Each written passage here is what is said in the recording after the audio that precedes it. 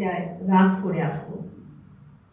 এই জায়গাও মনে হয় লিমিটেশন একটা থাকা দরকার। তাদেরও ঘরে বউ বাচ্চা থাকে, তাদেরও একটা ছুটির দরকার। আমার ছেলেকে দেখছি যে ছুটি সহজে পেত না, এতে ঘরে অশান্তি হতো।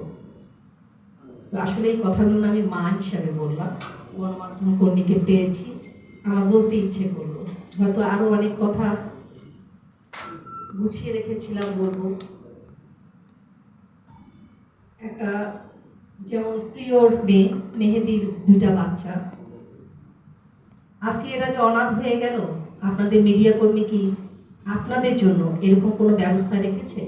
আপনাদের কারো কিছু হলে আপনাদের সন্তানদেরকে দেখবে? মনে তো হয় না।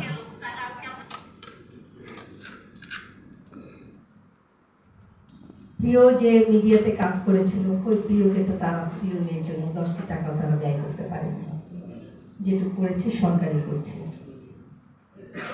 তো এমন গণমাধ্যমে কাজ করে লাভটা কি?